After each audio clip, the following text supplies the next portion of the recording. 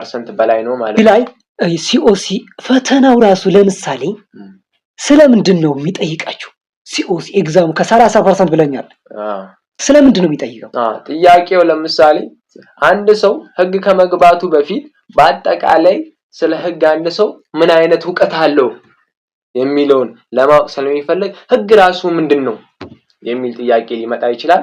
ሌላኛው ደግሞ ህግ ራሱ ለመግባት ምን አነሳሳ? ምክንያቱም የዛ ሰውዬ ኢነርጂ ሊታወቅ ይፈልጋል። ስኩሉ ከሌላ ስኩል ለየት የሚፈልገው ፓሽን ያላቸው ፊሊንግ ያላቸው at the same time ደግሞ ካፓሲቲ ያላቸውን ሰዎች ነው መውሰድ የሚፈልገው። በዚህም የተነሳ ምንድነው የሚለየው ሰውየው ፓሽን አለው ወይ የሚለውን ፍላጎታችሁ ለምን ጆይን ማድረግ እንደምትፈልጉ ቢያንስ 1-2 ፓራግራፍ ራሳችሁ መገምገም ማወቅ መቻል አለባችሁ። ፋሚሊ ኢንፍሉዌንስ ነው ወይንም ደግሞ እናንተ ያደረጋችሁት ሌጋል ሪሰርች ነው ይሄንን ስኩል ጆይን እንድታደርጉ ያደረጋችሁ የሚለውን እነሱ መገምገም ይፈልጋሉ። አንደኛው ያ ነው። በቀጣይ ደረጃ ደግሞ ያ ያነሳሳችሁ ፓሽናችሁ ካለ በቀጣይ ደግሞ ስለ ሎ ምን ታውቃላችሁ የሚባል ሎ ራሱ ምንድነው በአብዛኛው ጊዜ ደግሞ በሲቪክስ የምታውቋቸው አንዳንድ ነገሮች ስትራክቸር ኦፍ ገቨርንመንት ሊሆኑ ይችላሉ። ስለዛ ለተጠየቁት ይችላላችሁ እና አብዛኛው እናንተ የምታውቁት በማህበረሰባችሁ ውስጥ የምታውቁት ስለ ህግ የተባለ ነገር እንድትገልጹ ነው የሚደረገው። በእናንተ አካባቢ ውስጥ ያለው ምን አይነት ችግርን የምትፈቱበት ምን አይነት መንገድ አለ? ለምሳሌ እንደምናውቀው ሀገራችን ኢትዮጵያ ውስጥ የተለያዩ ችግር የምንፈታባቸው ባህላዊ መንገዶች አሉ። እንደዚያም ደግሞ at the same time ደግሞ ፎርማል ሌጋል ስትራክቸር አለ። ባህላዊውና ፎርማል ሌጋል ስትራክቸሩን ምን ይለየዋል? አብዛኛው እኛ ስለሉ የምናውቀው ዕውቀት ነው ማለት ነው ኮንቴን የሚያደርገው። ፈተናውን ለማለፍ ሲኦሲ ፈተናን ለማለፍ ያነበብከው በይበልጥ የረዳህ ቴክኒክ በሲኦሲ ውስጥ እንደምታውቁት የምትጽፍ በጣም ነው ይገመገማል። ምንም እንኳን ሃይሊ ኢንተሌክትድ ወይንም ሃይሊ ኤዱኬትድ የሆናችሁ ብትሆኑም ምንም እንኳን ጂፒኤችሁ አሪፍ የሆነ ቢሆንም ሲኦሲያችሁ ዘ ሞስት ኢሴንሻል ነው። ምክንያቱም አንድ ሰው ምን ያህል ሐሳቡን መግለጽ ይችላል ተማሪዎች ያውቃሉ፣ ግን ሐሳባቸውን ያሰቡትን ነገር ፍሪሊ ኤክስፕረስ ማድረግ ወይንም ደግሞ በእጃቸው ተጠቅመው ያሰቡትን ሐሳብ ወረቀት ላይ የማስፈር ችግር ሊያጋጥማቸው ይችላል ማለት ነው።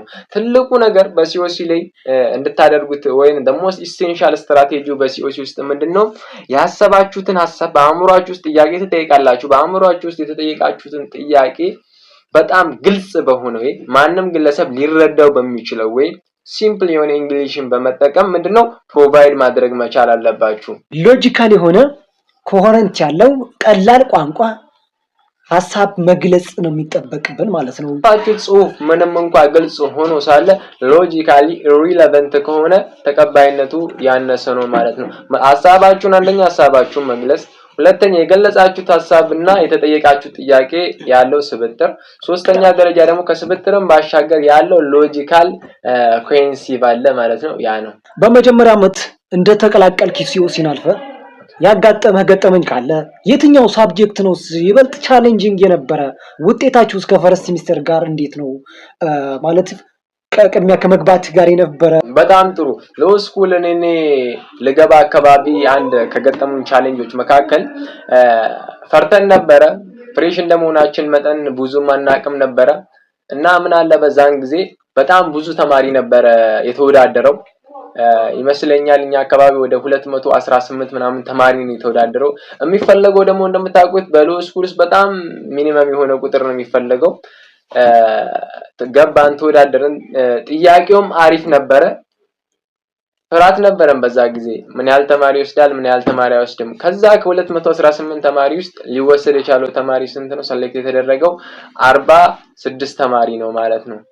ልላችሁ የፈለኩት ምንድነው ሎ ስኩል ሲገቡ አንደኛ ምንድነው በራሳችሁ መተማመን እጅግ አስፈላጊ ነገር ነው። የሚወዳደረው ሰው ሊበዛ ይችላል ሊያንስ ይችላል። እናንተ በራስ መተማመን ካፓሲቲያችሁን ዲቨሎፕ ማድረግ ነው። ጂፒአችሁ ብዙ ጊዜ በአንዳንድ ዩኒቨርሲቲ ውስጥ በጣም ተቀራራቢ የሆነ ጂፒኤ ሊኖር ይችላል፣ ወይንም ደግሞ በጂፒኤ በተማሪ ጂፒኤ መካከል ደግሞ ጋፕ ሊኖር ይችላል። whatever it is እናንተ ማድረግ ያለባችሁ የምትሰሩት በዛን ጊዜ ሲቹዌሽን ውስጥ ምንድነው ፈተናው ቀላልም ሊሆን ይችላል፣ ከባድም ሊሆን ይችላል። ተማሪ የሚመዘገበው ተማሪ ብዙም ሊሆን ይችላል፣ ትልቅ ሊሆን ይችላል። whatever it is እናንተ ማድረግ ያለባችሁ ምንድነው በኮንፊደንስ ምክንያቱም እዚህ ነገር ላይ አምናችሁ ጆይን ልታደርጉ እስከሆነ ድረስ ምንድነው እሱ ልታደርጉ የሚገባው በኮንፊደንስ ያለውን ነገር ለመወጣት መሞከር። the most essential ከምታውቁት ነገር የበለጠ ምንድነው በፈተና ጊዜ ምንድነው መረጋጋት ነው። ፈተናው ምን ይላል እንደዚያውም እንዴት መስራት አለብኝ የሚለው ለመረዳት የፈተና መረጋጋት አስፈላጊ ነው። በጅማ ዩኒቨርሲቲ ህግ መማርህ ትኮራለህ ወይስ ወይኔ እዚህ ዩኒቨርሲቲ ባልማር ኖሮ የምትለው ነገር አለ ወይ? ከዛ ደግሞ ቀጥለ ማለት ነው